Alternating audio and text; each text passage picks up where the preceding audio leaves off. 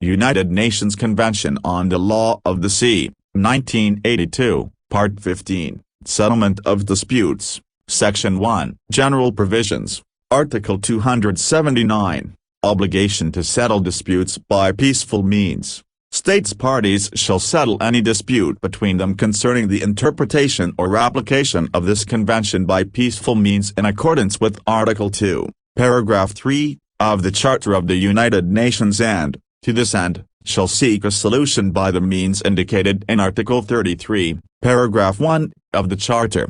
Article 280, Settlement of disputes by any peaceful means chosen by the parties. Nothing in this part impairs the right of any states parties to agree at any time to settle a dispute between them concerning the interpretation or application of this convention by any peaceful means of their own choice. Article 281, Procedure where no settlement has been reached by the parties. 1. If the states parties which are parties to a dispute concerning the interpretation or application of this convention have agreed to seek settlement of the dispute by a peaceful means of their own choice, the procedures provided for in this part apply only where no settlement has been reached by recourse to such means and the agreement between the parties does not exclude any further procedure.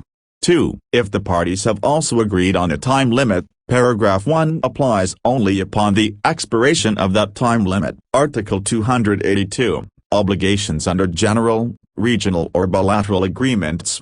If the states parties which are parties to a dispute concerning the interpretation or application of this convention have agreed, through a general, regional or bilateral agreement or otherwise, that such dispute shall, at the request of any party to the dispute, be submitted to a procedure that entails a binding decision, that procedure shall apply in lieu of the procedures provided for in this part, unless the parties to the dispute otherwise agree.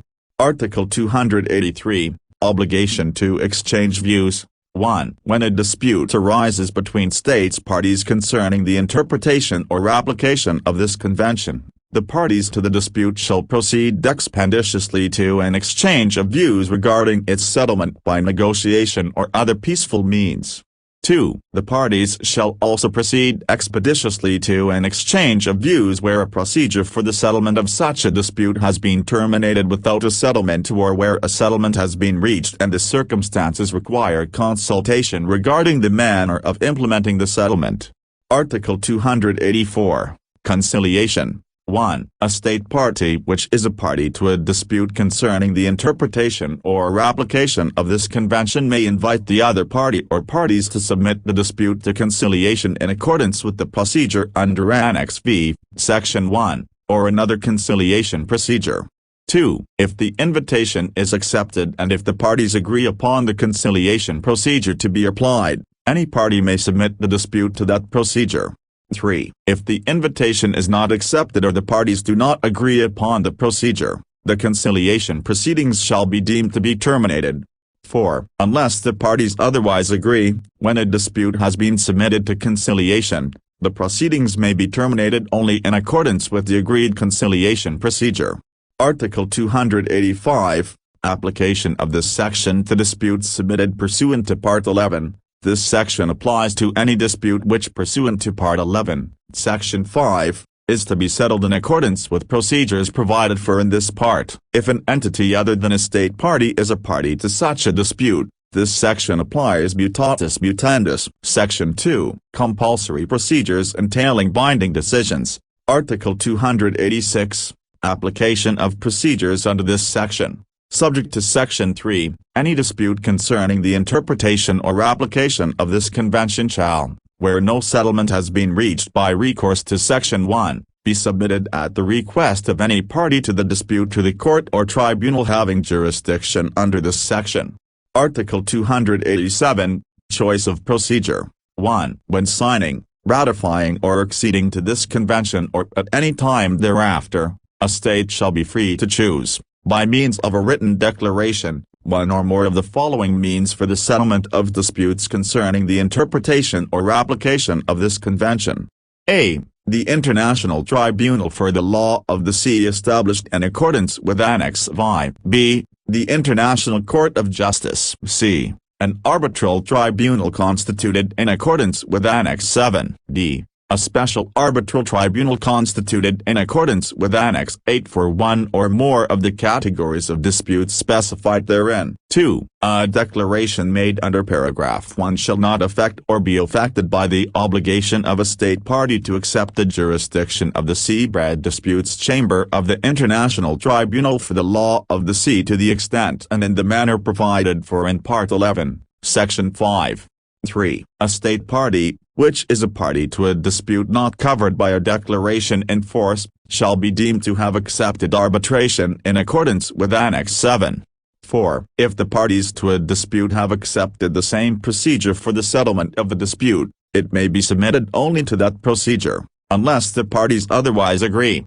5. If the parties to a dispute have not accepted the same procedure for the settlement of the dispute, it may be submitted only to arbitration in accordance with Annex 7, unless the parties otherwise agree. 6. A declaration made under paragraph 1 shall remain in force until 3 months after notice of revocation has been deposited with the Secretary-General of the United Nations. 7. A new declaration, a notice of revocation or the expiry of a declaration does not in any way affect proceedings pending before a court or tribunal having jurisdiction under this article, unless the parties otherwise agree. 8. Declarations and notices referred to in this article shall be deposited with the Secretary-General of the United Nations, who shall transmit copies thereof to the states parties. Article 288. Jurisdiction. 1. A court or tribunal referred to in Article 287 shall have jurisdiction over any dispute concerning the interpretation or application of this convention which is submitted to it in accordance with this part. 2. A court or tribunal referred to in Article 287 shall also have jurisdiction over any dispute concerning the interpretation or application of an international agreement related to the purposes of this convention, which is submitted to it in accordance with the agreement. 3. The Seabed Disputes Chamber of the International Tribunal for the Law of the Sea established in accordance with Annex V, and any other chamber or arbitral tribunal referred to in Part 11, Section 5, shall have jurisdiction in any matter which is submitted to it in accordance therewith. 4. In the event of a dispute as to whether a court or tribunal has jurisdiction, the matter shall be settled by decision of that court or tribunal. Article 289. Experts. In any dispute involving scientific or technical matters, a court or tribunal exercising jurisdiction under this section may, at the request of a party or proprio motu, select in consultation with the parties no fewer than 2 scientific or technical experts chosen preferably from the relevant list prepared in accordance with Annex 8, Article 2, to sit with the court or tribunal but without the right to vote. Article 290. Provisional measures. 1. If a dispute has been duly submitted to a court or tribunal which considers that prima facie it has jurisdiction under this part or Part 11, Section 5, the court or tribunal may prescribe any provisional measures which it considers appropriate under the circumstances to preserve the respective rights of the parties to the dispute or to prevent serious harm to the marine environment, pending the final decision. 2. Provisional measures may be modified or revoked as soon as the circumstances justifying them have changed or ceased to exist. 3. Provisional measures may be prescribed, modified or revoked under this article only at the request of a party to the dispute and after the parties have been given an opportunity to be heard. 4. The court or tribunal shall forthwith give notice to the parties to the dispute, and to such other states parties as it considers appropriate, of the prescription, modification or revocation of provisional measures. 5. Pending the constitution of an arbitral tribunal to which a dispute is being submitted under this section, any court or tribunal agreed upon by the parties or, failing such agreement within 2 weeks from the date of the request for provisional measures, the International Tribunal for the Law of the Sea or, with respect to activities in the area, the Seabed Disputes Chamber, may prescribe, modify or revoke provisional measures in accordance with this article if it considers that prima facie the tribunal which is to be constituted would have jurisdiction and that the urgency of the situation so requires. Once constituted, the tribunal to which the dispute has been submitted may modify, revoke or affirm those provisional measures, acting in conformity with paragraphs 1 to 4. 6. The parties to the dispute shall comply promptly with any provisional measures prescribed under this article. Article 291. Access. 1. All the dispute settlement procedures specified in this part shall be open to states parties. 2. The dispute settlement procedures specified in this part shall be open to entities other than states parties only as specifically provided for in this convention. Article 292. Prompt release of vessels and crews. 1. Where the authorities of a state party have detained a vessel flying the flag of another state party and it is alleged that the detaining state has not complied with the provisions of this convention for the prompt release of the vessel or its crew upon the posting of a reasonable bond or other financial security, the question of release from detention may be submitted to any court or tribunal agreed upon by the parties or, failing such agreement within 10 days from the time of detention, to a court or tribunal accepted by the detaining state under Article 287 or to the International Tribunal for the Law of the Sea, unless the parties otherwise agree. 2. The application for release may be made only by or on behalf of the flag state of the vessel. 3. The court or tribunal shall deal without delay with the application for release and shall deal only with the question of release, without prejudice to the merits of any case before the appropriate domestic forum against the vessel, its owner or its crew. The authorities of the detaining state remain competent to release the vessel or its crew at any time. 4. Upon the posting of the bond or other financial security determined by the court or tribunal, the authorities of the detaining state shall comply promptly with the decision of the court or tribunal concerning the release of the vessel or its crew. Article 293. Applicable law. 1. A court or tribunal having jurisdiction under this section shall apply this convention and other rules of international law not incompatible with this convention. 2. Paragraph 50 does not prejudice the power of the court or tribunal having jurisdiction under this section to decide a case ex equo et bono, if the parties so agree. Article 294. Preliminary proceedings. 1. A court or tribunal provided for in Article 287 to which an application is made in respect of a dispute referred to in Article 297 shall determine at the request of a party, or may determine proprio motu, whether the claim constitutes an abuse of legal process or whether prima facie it is well-founded. If the court or tribunal determines that the claim constitutes an abuse of legal process or is prima facie unfounded, it shall take no further action in the case. 2. Upon receipt of the application, the court or tribunal shall immediately notify the other party or parties of the application, and shall fix a reasonable time limit within which they may request it to make a determination in accordance with paragraph 1. 3. Nothing in this article affects the right of any party to a dispute to make preliminary objections in accordance with the applicable rules of procedure.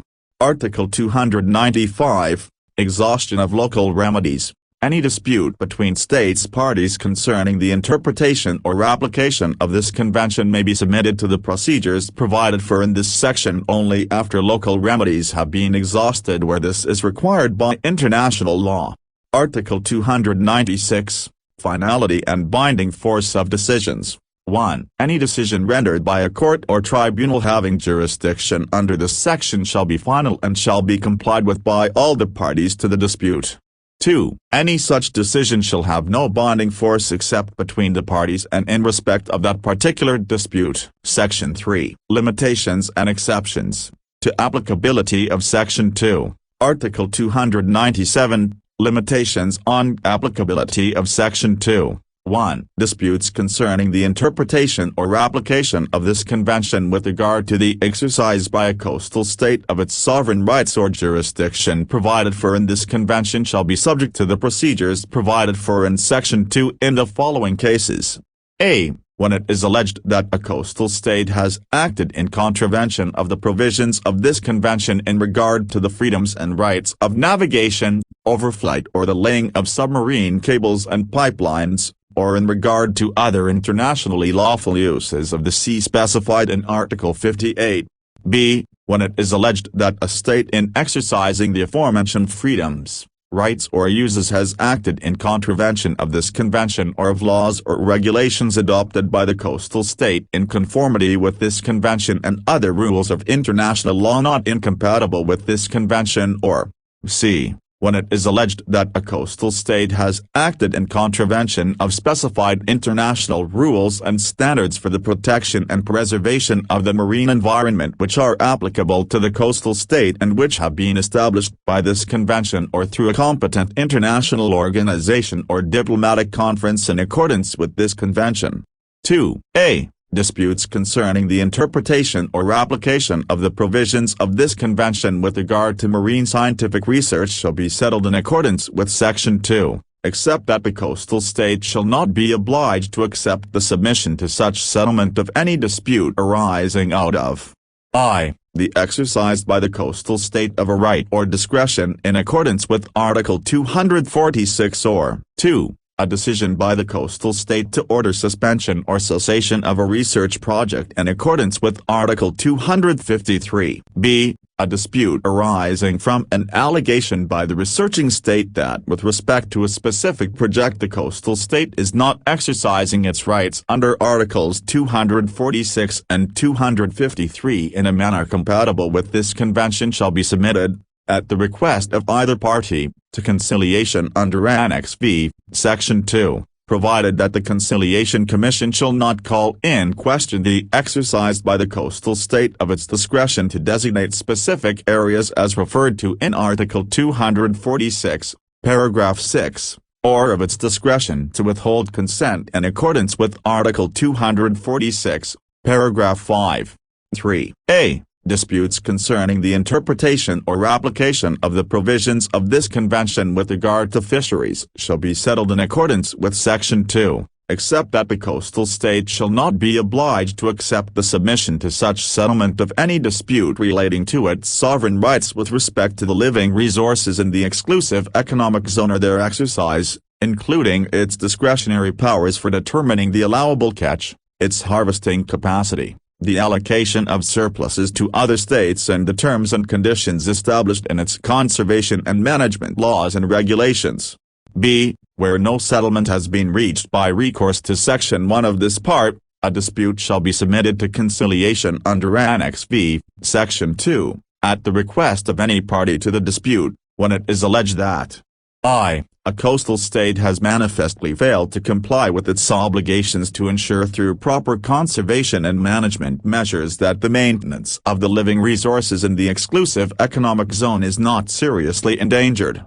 2. A coastal state has arbitrarily refused to determine, at the request of another state, the allowable catch and its capacity to harvest living resources with respect to stocks which that other state is interested in fishing, or 3. A coastal state has arbitrarily refused to allocate to any state, under Articles 62, 69 and 70 and under the terms and conditions established by the coastal state consistent with this convention, the whole or part of the surplus it has declared to exist.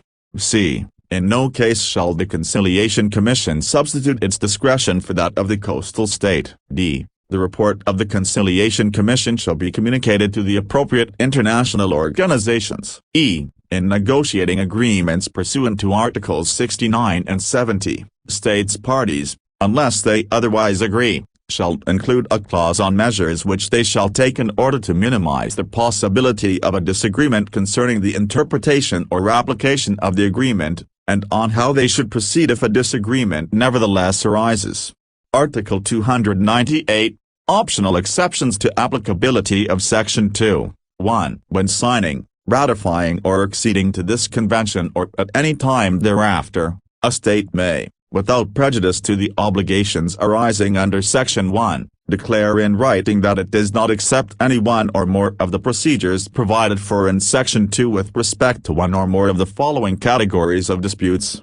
a.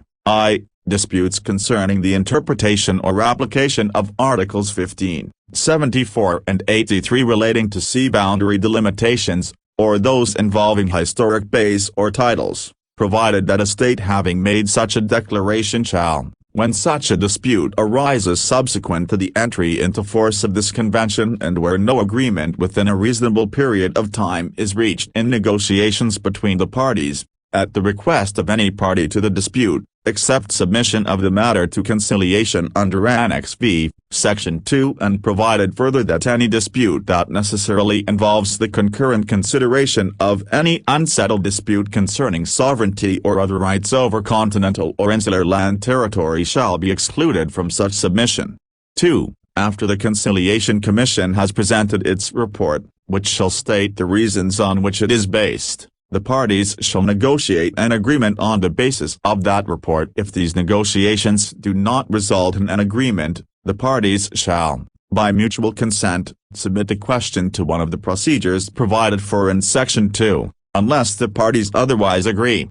3. This subparagraph does not apply to any sea boundary dispute finally settled by an arrangement between the parties, or to any such dispute which is to be settled in accordance with the bilateral or multilateral agreement binding upon those parties. B. Disputes concerning military activities, including military activities by government vessels and aircraft engaged in non-commercial service, and disputes concerning law enforcement activities in regard to the exercise of sovereign rights or jurisdiction excluded from the jurisdiction of a court or tribunal under Article 297. Paragraph 2 or 3. C. Disputes in respect of which the Security Council of the United Nations is exercising the functions assigned to it by the Charter of the United Nations, unless the Security Council decides to remove the matter from its agenda or calls upon the parties to settle it by the means provided for in this convention. 2. A state party which has made a declaration under paragraph 1 may at any time withdraw it, or agree to submit a dispute excluded by such declaration to any procedure specified in this convention. 3. A state party which has made a declaration under paragraph 1 shall not be entitled to submit any dispute falling within the accepted category of disputes to any procedure in this convention as against another state party, without the consent of that party.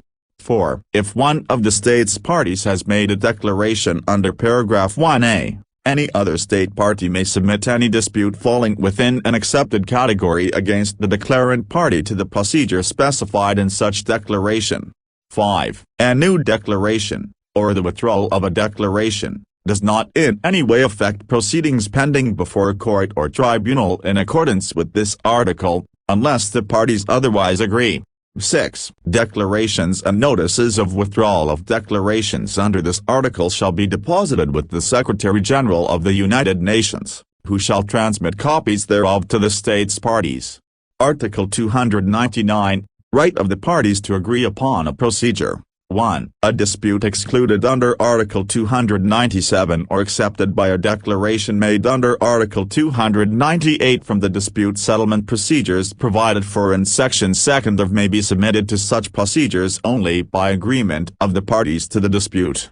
2. Nothing in this section impairs the right of the parties to the dispute to agree to some other procedure for the settlement of such dispute or to reach an amicable settlement.